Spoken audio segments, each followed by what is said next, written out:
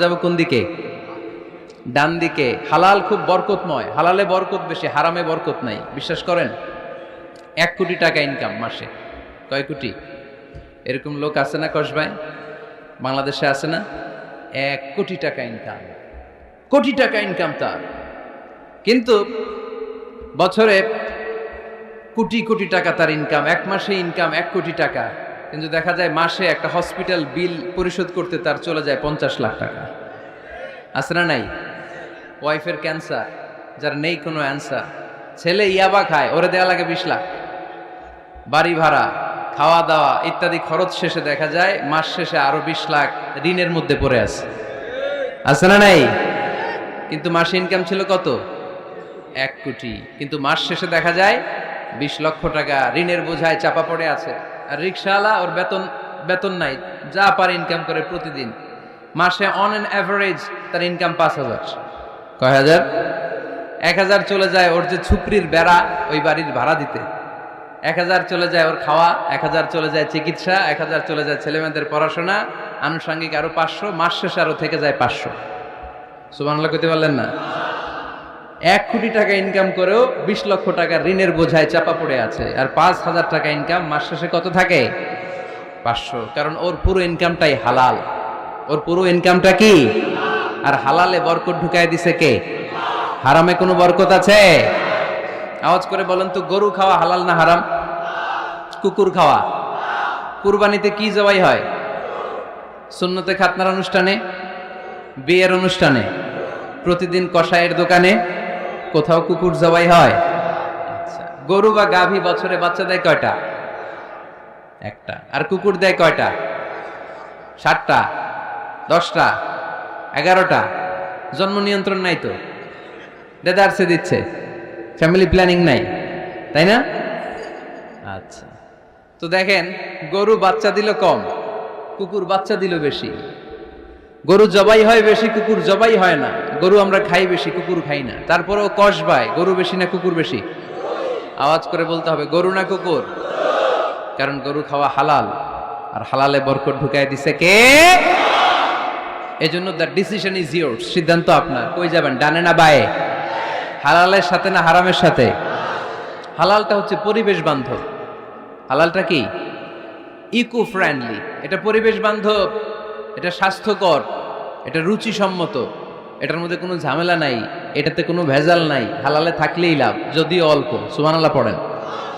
এজন্য রাব্বুল আলামিন বলেন, ইয়া আইয়ুহান নাসু কুলু মিম্মা ফিল আরদি হালালান তাইয়্যিবা ওয়া লা তাত্তাবিউ খুতুওয়াতিশ শাইতান ইন্নাহু লাকুম আদুউম মুবিন। ওহে মানুষেরা, শোনো শোনো, এই জমিনের ভেতরে যেটাকে আমি হালাল করেছি, যেটাকে আমি পবিত্র করেছি, ওইটা খাও, ওইটা গ্রহণ করো। হারাম খেও না, হারাম অর্জন করো না, হারামের কাছেও যেও না। শয়তানের পদাঙ্ক অনুসরণ করো না। জেনে রেখো, শয়তান হলো তোমাদের প্রকাশ্য দুশমন। ঠিক কিনা?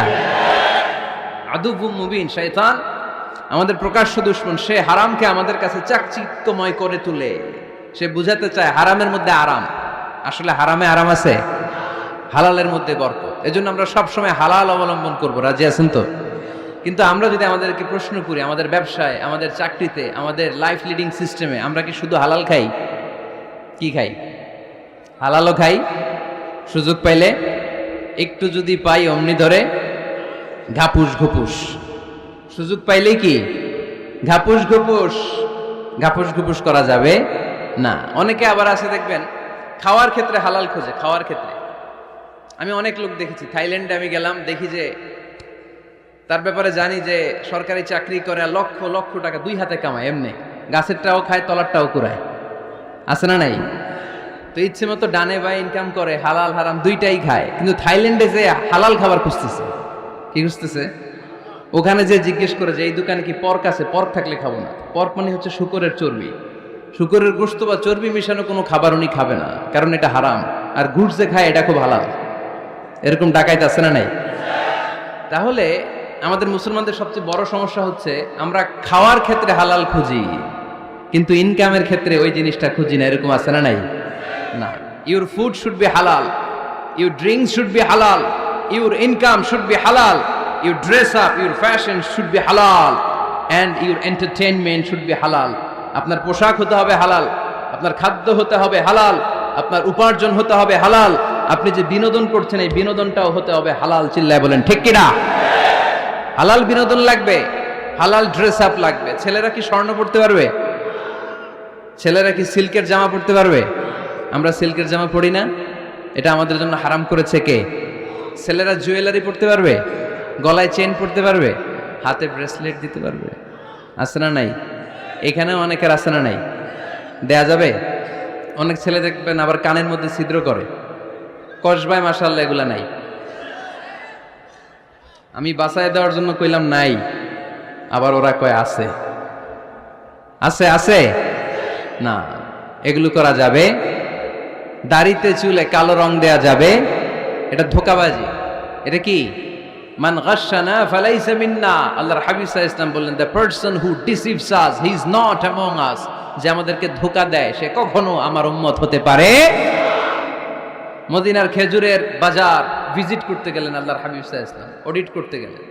যে খেজুরের স্তূপের ভেতরে আল্লাহর হাবিব সাল্লাল্লাহু আলাইহি ওয়াসাল্লাম হাত ঢুকায় দিলেন, ঢুকায় দিয়ে দেখলেন ভিতরে পানি, উপরে শুকনা খেজুর, ভিতরে ভিজা খেজুর। আল্লাহর হাবিব সাল্লাল্লাহু আলাইহি ওয়াসাল্লাম বললেন, ঘটনা কি? ভিজা কেন? ব্যবসায়ী বলতেছে, বৃষ্টি হয়েছিল। কি হয়েছিল? তো বৃষ্টি হইলে তো তার নমুনা সব জায়গায় থাকবে। তখন আল্লাহর হাবিব সাল্লাল্লাহু আলাইহি ওয়াসাল্লাম দাঁড়িয়ে বলেছিলেন, খবরদার, মান গাশশানা ফালাইসা মিন্না। যে আমাদেরকে ধোঁকা দেয় সে আমাদের দলভুক্ত হতে পারে না। এজন্য আমরা যেন কাউরে ধোঁকা না দেই, আমরা যেন হারামের সাথে সম্পর্ক জুড়ে না দেই। আমাদের সম্পর্ক হবে হালালের সাথে। চিল্লায় বলতে হবে কিসের সাথে?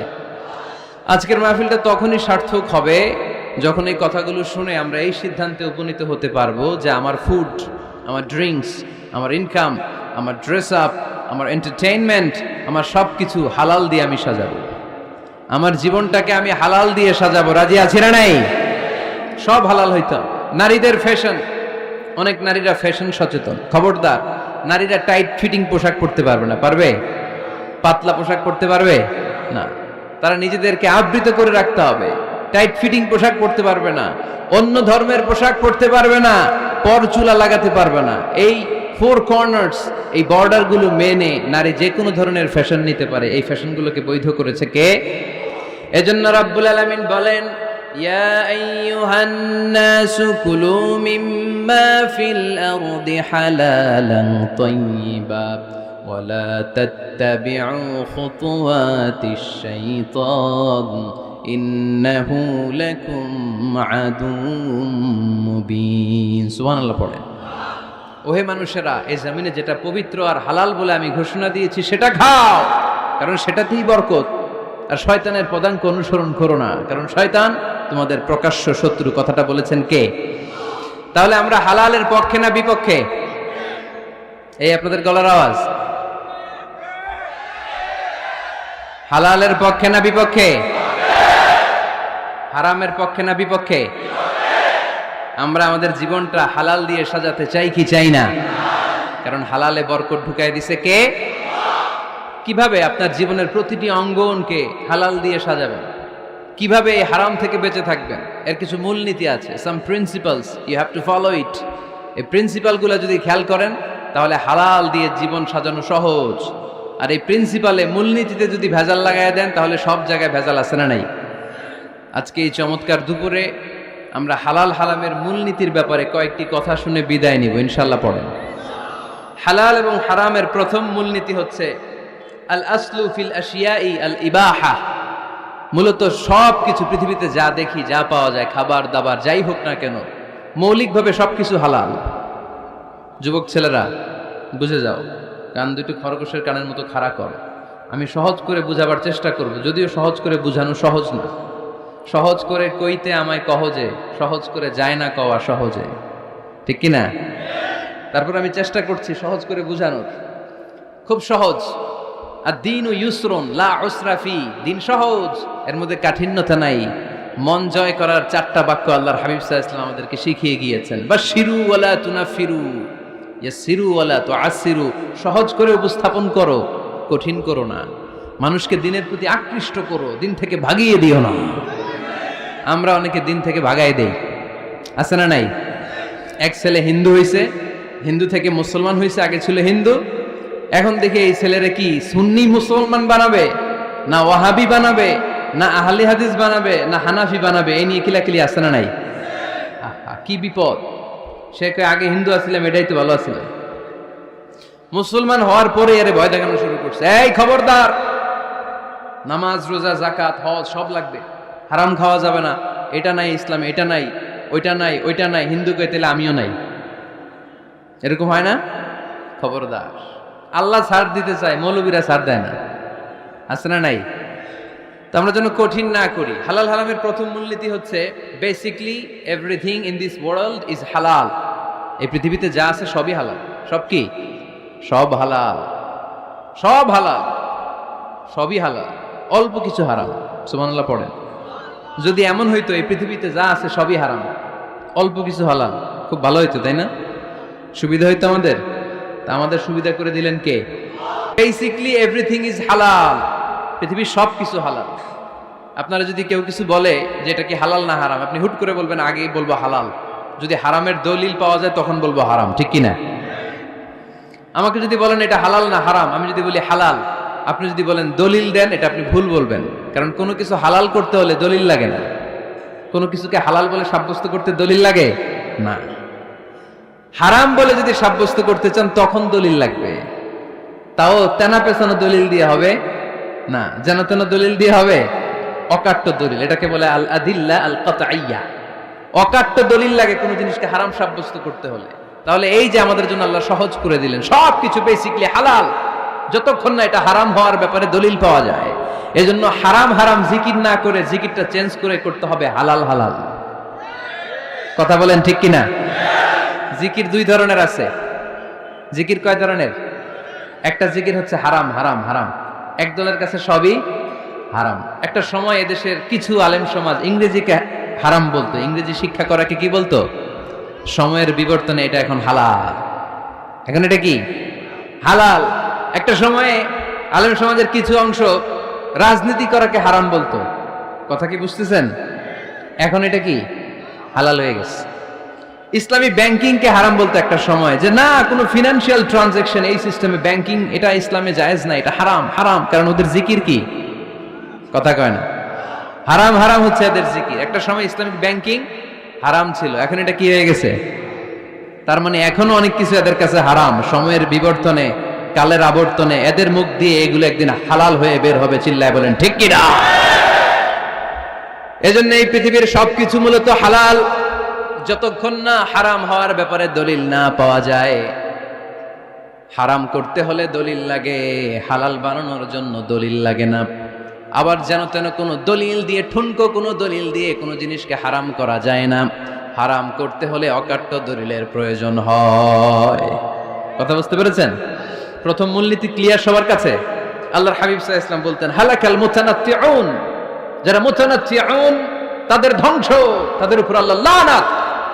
সাহাবারা বললেন ইয়া রাসূলুল্লাহ, ইয়া হাবিবাল্লাহ, মান হুমুল মুতানাত্তিউন? মুতানাত্তিউন কারা, যাদের উপর আপনি লানত দিলেন, যাদের ধ্বংসের কথা বললেন?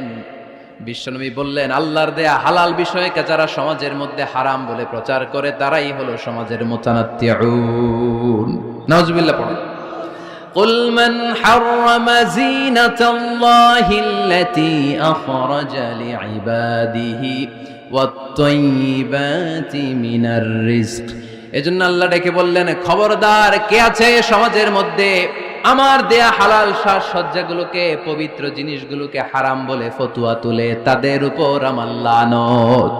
খবরদার, আল্লাহ যেটাকে হালাল বলছে এটাকে হারাম বলার স্পর্ধা দেখাবেন না। এটাকে হারাম বলা যাবে? তাহলে প্রথম মূলনীতি কি সবাই বুঝতে পারছেন?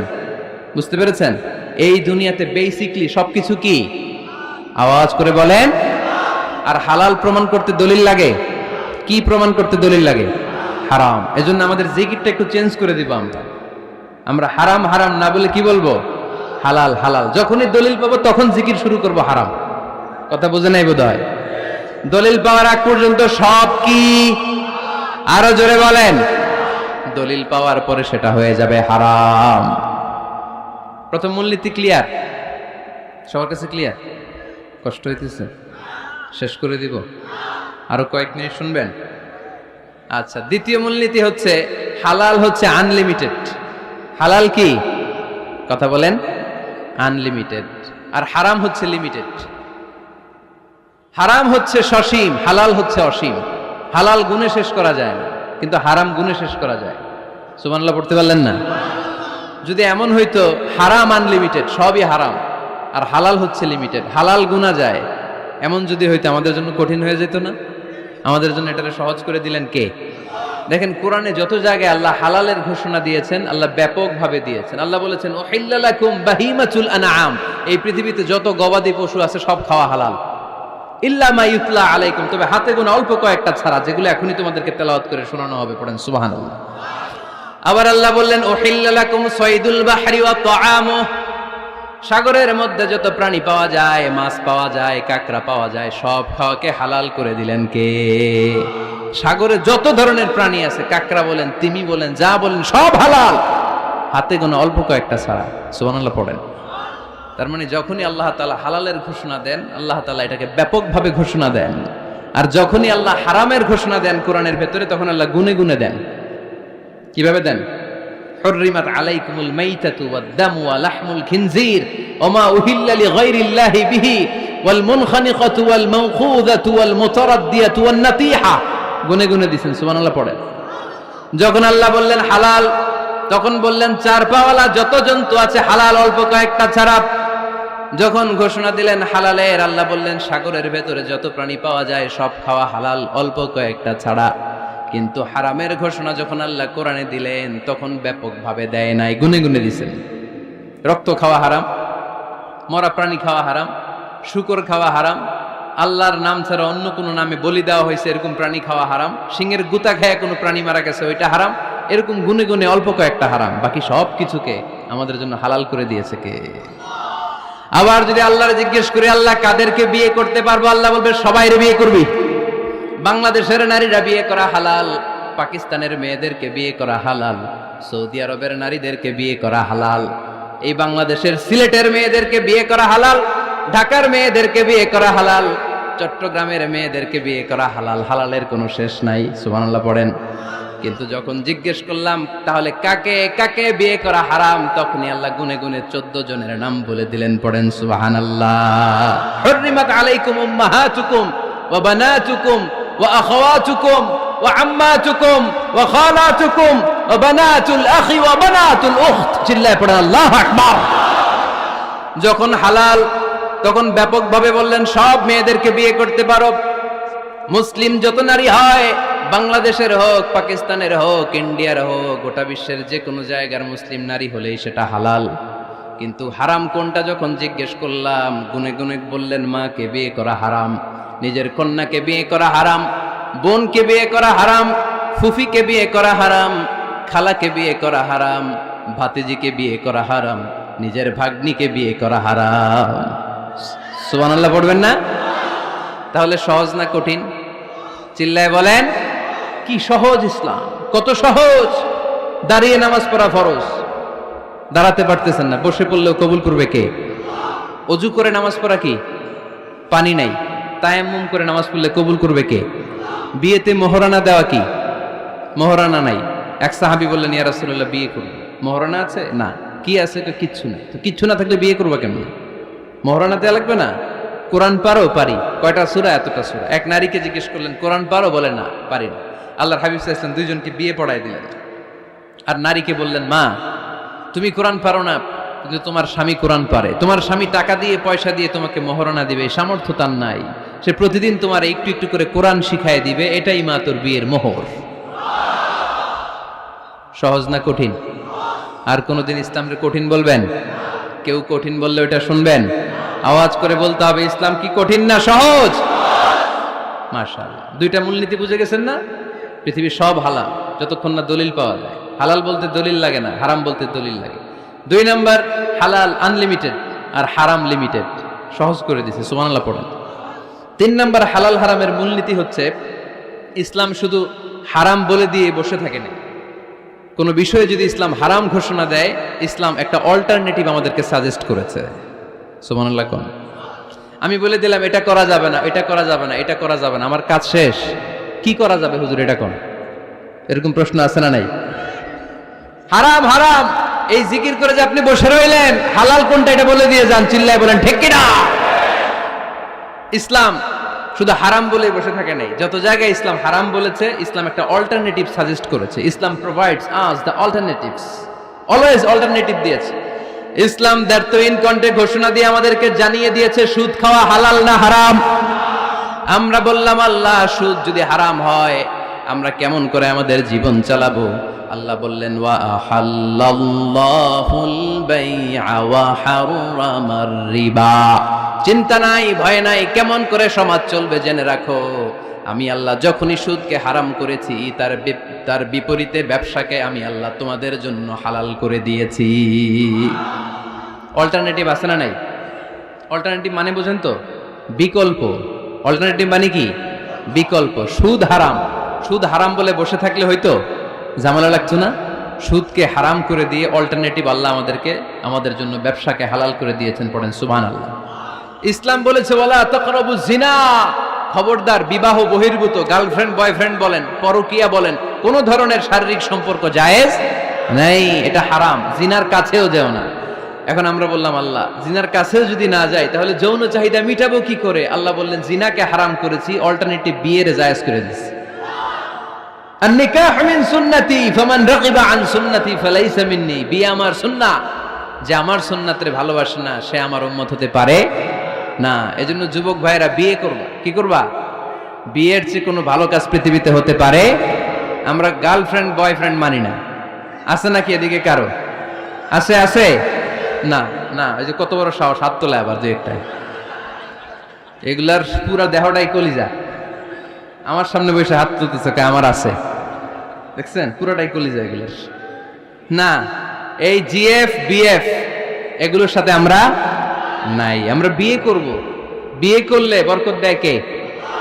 ছেলের বাপ মেয়ের বাপ সহজ করে দেন, সহজ করে দিবেন। কালিয়ারা না, কালিয়ারার ছেলের বাপ মেয়ের বাপ যারা আছেন সহজ করে দেন। ছেলে যদি মেয়েকে পছন্দ করে, মেয়ে যদি ছেলেকে পছন্দ করে, ছেলে যদি নামাজি হয়, কর্মঠ হয়, মেয়ে যদি ভদ্র হয়, বাদ সাধবেন না, বিয়ে দিয়ে দেন। কারণ বিয়ের চেয়ে ভালো কাজ আর হতে পারে না। এই যে পোলাপানের গলার আওয়াজ বেড়ে গেছে। এখন মহা খুশি, এখন আজারি হুজুর জিন্দাবাদ। এখন আর আমার বিরোধী কেউ নাই এই জায়গায়, সবাই হাত করে ফেলছি আমি, আগেও নাই। মাশাআল্লাহ। তো এই জন্য বিয়েটাকে সহজ করেন। খেয়াল করবেন যেই সমাজে বিয়ে করা কঠিন ওই সমাজে জিনা করা সহজ, যেই সমাজে জিনা করা কঠিন ওই সমাজে বিয়ে করা সহজ। ঠিক কিনা? পুরো উল্টো। বাংলাদেশে কোনটা করা কঠিন? হ্যাঁ, বিয়ে করা কঠিন। বিয়েতে ফ্ল্যাট লাগবে, ছেলের গাড়ি লাগবে, নিজের পায়ে দাঁড়ানো লাগবে, 10 লাখ টাকা মোহরানা লাগবে। জিনার জন্য কি লাগবে? কিচ্ছু লাগবে না, টোনাটুনি রাজি, তুমি আমি রাজি, অবৈধ সম্পর্ক হতে আর কিছু লাগে না। চিল্লায় বলেন ঠিক কিনা? কিন্তু বিয়েতে অনেক কিছু লাগবে, এইটা ওইটা। ছেলেরা কই তুই নিজের পায়ে দাঁড়া, তুমিও নিজের পায়ে দাঁড়ায় দেখাবে, এই যে নিজের পায়ে দাঁড়াইছে। তো এতদিন সে কার পায়ে দাঁড়াইছে? নিজের পায়েই তো দাঁড়াইছে। সহজ করবেন, বিয়েরে কঠিন করেন না। এই যে আমার নানা ভাই আছে, নানা ভাইয়ের এখানে যাবেন, নানা ভাইয়ের মসজিদ দেখলাম, কাবা ঘরের যে ডিজাইন, আর্কিটেকচারাল ডিজাইন, ওই সিস্টেমে মসজিদ। আজকে জোহরের সালাত করলাম, ওই মসজিদে নানা ভাই বিয়ে পড়ায় দিবে। সবাই চলে যাবে নানা ভাইয়ের কাছে। রাজি আছো সবাই? ওই যে খুশি, সব খুশি। দেখছেন বিয়েটা যে ভালো জিনিস তার প্রমাণ। বিয়ের কথা কইলেই পোলাবান খালি হাসে। এটা জান্নাতি সম্পর্ক। তো এই কারণেই সাইয়েদনা আদম আলাইহিস সালাম আর হাওয়া আলাইহাস সালাম দুইজনকে বিয়ে পড়াই দিছিল কে? এই দুইজন এমন দুইজন মানব আর মানবী, ওনাদের কোনো শৈশব ছিল না, ওনাদের কোনো কৈশোর ছিল না, যৌবন দিয়েই শুরু। এজন্য আগে আল্লাহ বিয়ে পড়াই দিছে। কথা কয় না? ওই মেয়ে আপনার শৈশব আছে না নাই? কৈশোর আদম আলাইহিস সালামের শৈশব, কৈশোর হাওয়া আলাইহিস সালামের শৈশব, কৈশোর। জীবন শুরু করছে কি দিয়া? যৌবন দিয়ে। বিয়ের দরকার আছে না নাই? এজন্য আল্লাহ জান্নাতেই বিয়ে পড়ায় দিলেন। বিয়ের সম্পর্কটা জান্নাতি সম্পর্ক। বিয়ের ভালোবাসাটা জান্নাতি ভালোবাসা, এর চাইতে পবিত্র ভালোবাসা দুনিয়ায় হতে পারে? তাহলে ইসলাম কোনো জিনিসকে হারাম ঘোষণা দিয়ে মুখে কুলু পেটে বসে থাকে নাই, অল্টারনেটিভ সাজেস্ট করেছে। সুদ খাওয়া হারাম, অল্টারনেটিভ ইসলাম আমাদেরকে বলে দিল ব্যবসা হালাল। জিনা করা হারাম, পরকিয়া হারাম, গার্লফ্রেন্ড বয়ফ্রেন্ডের এই কালচার হারাম, তার বিপরীতে বিয়ে করা হালাল। সুবহানাল্লাহ পড়েন। এরপর ইসলাম বলে মদ খাওয়া হারাম। ইন্নামাল খামরু ওয়াল মাইসির ওয়াল আনসাব ওয়াল আজলামু রিজসুম মিন আমালিশ শাইতানি ফাজতানিবু। খবরদার, মদ, জুয়া, লটারি এগুলো হারাম করে দিয়েছে কে? আল্লাহ বললেন মদ খেও না, মদ তোমাদের জন্য হারাম ঘোষণা করা হলো। আমরা বললাম আল্লাহ, শীত প্রধান দেশে মদ খেলে শরীরটা গরম থাকে, মদ না খেলে তো বেঁচে থাকার উপায় না। স্ক্যান্ডিনেভিয়ান কান্ট্রিগুলোতে, সাইবেরিয়াতে মদ না খেলে ওদের বাঁচার উপায় নাই। এখন অল্টারনেটিভের দরকার আছে না নাই? আল্লাহ বললেন মদকে হারাম করেছি, কিন্তু মধু খাওয়াকে হালাল করে দিয়েছি। মধু খান আপনারা? আজকে খাইছেন কে কে দেখি? আজকে অনেকে খাইছেন? মাশাআল্লাহ, হাত নামান। মধু 5-6 চামচ খেয়ে দেখেন একসাথে। মদের বাবা এটা, চিল্লায় বলেন ঠিক কিনা? শরীর গরম হবে, অনেক অনেক শক্তি হবে। মধুর মধ্যে আছে ফ্রুকটোজ, কি আছে? ফলের মধ্যে আছে সুক্রোজ, আর চিনিতে আছে গ্লুকোজ। ফ্রুকটোজ আর সুক্রোজ এটা স্বাস্থ্যসম্মত, এটা ভেরি হেলদি ডায়েট। এটা খাবেন, তাহলে সুস্থ রাখবে কে? তাহলে সুক্রোজ খাবো, ফ্রুকটোজ খাবো, আর গ্লুকোজ কমাই দিব। রাজি আছেন তো? এরপর ইসলাম আমাদেরকে বলল ঢোল বাদ্য বাজানো এটা হারাম, অশ্লীল গান বাজনা হারাম, নাচানাচি হারাম। আমরা বললাম আল্লাহ, বিনোদনের একটা মাধ্যম তো আমাদের লাগবে। ইসলাম বলল ইসলামী নাশিদ যদি তুমি গাও সেটা হালাল। ঢোল হারাম, কিন্তু তার বিপরীতে দফকে হালাল করেছে কে? ঢোলের দুই দিকে আটকানো, এটা বাজালে নেফাকি তৈরি হয়, ধামধাম আওয়াজ তৈরি হয়, এমন বিট তৈরি হয়, ডান্স দিতে মনে চায়। আছে না নাই? প্রায় মাঝে মাঝে দেখি ওই গায়ে হলুদের অনুষ্ঠানে ইত্যাদি ইত্যাদি অমুক অনুষ্ঠানে বাসার ছাদের উপরে এমন বিটে হেভি মিউজিক্যাল ইনস্ট্রুমেন্ট দিয়ে এমন গান ছাড়ে, পুরো এলাকাটা কাঁপে ওনাদের সাথে। দুম্মা চলে, দুম্মা চলে, খালি কি চলে? দুম্মা চলে। খেয়াল করছেন? আপনার কাছে যদি বাজায় এই টেবিলটা কাঁপবে, সাথে সাথে আপনার শরীরও কাঁপবে, আপনাকে ক্রেজি বানাবে। ইসলাম বলেছে না, যেটা তোমাকে ক্রেজি বানায়, যেটা তোমাকে অস্থির বানায়, যেটা তোমাকে অশ্লীল বানায়, ওটাকে হারাম করেছে কে? কিন্তু তার বিপরীতে সুস্থ বিনোদন আমাদের জন্য হালাল করে দিয়েছে কে? ঢোল বাজানো হারাম, কিন্তু ঢোলের বিপরীতে ইসলাম আমাদের জন্য দফ বাজানো জায়েজ করে দিলেন। আল্লাহর হাবিব সাল্লাল্লাহু আলাইহি ওয়াসাল্লাম যখন মক্কা থেকে হিজরত করে মদিনাতে গেলেন, মদিনার সানিয়াতুল ওয়াদা নামক জায়গায় মদিনার আবাল বৃদ্ধ বনিতা, সাহাবারা, নারীরা, পুরুষেরা, ছোট্ট সোনামণিরা দফ হাতে নিয়ে বিশ্বনবীকে ওয়েলকাম জানাতে শুরু করলো। তালাআল বাদরু আলাইনা মিন সানিয়াতিল ওয়াদা ওয়াজাবা শুকরু আলাইনা মাদআ লিল্লাহি দা আইয়ুহাল মাবউসু ফিনা جئت من أمر المطاع جئت شرفت المدينة مرحبا يا خير دا সবাই পড়েন طلع البدر علينا من ثنيات الوداع وجب الشكر علينا مدعا لله دا সুবহানাল্লাহ পড়েন। এই যে আমরা নাশিদটা গাইলাম, এটা হালাল না হারাম? সাথে যদি দফও থাকতো, আমরা যদি দফও বাজাইতাম, এটা হালাল না হারাম? এটা হালাল। দেখেন কি সুন্দর চেক এন্ড ব্যালেন্স, ইসলাম চেক এন্ড ব্যালেন্স করেছে। কতটা ভারসাম্যপূর্ণ জীবন ব্যবস্থা আমরা পেয়েছি, কত চমৎকার আমাদের শরিয়া। এটারে আমরা কঠিন বানাই। ঢোল বাজানো হারাম, কিন্তু তার বিপরীতে দফ বাজানোকে হালাল করে দিয়েছে কে? আবার আল্লাহর হাবিব সাল্লাল্লাহু আলাইহি ওয়াসাল্লাম বলতেন আ'লিনু আন-নিকাহ বিদ-দুফুফ। এলাকায় যখন তোমাদের কারো বিয়ে হয়, দফ দিয়ে ব্যান্ড পার্টি করে জানিয়ে দাও। ঢোলের ব্যান্ড পার্টি না, গিটারের না, হারমোনিয়ামের না। বংশী বাজায় কে রে সখী? বংশী বাজায় কে? ওই বংশী দিয়া না, ওই বংশী হারাম, বাঁশি বাজানো হারাম, কিন্তু দফ বাজানোকে হালাল করে দিয়েছে কে? বিয়ের ঘোষণায় দফ বাজিয়ে ব্যান্ড পার্টি করতে বলেছে বিষ্ণু ঈসা ইসলাম। কারণ বিয়েতে একজন নারী পুরুষের যেই সম্পর্ক হয়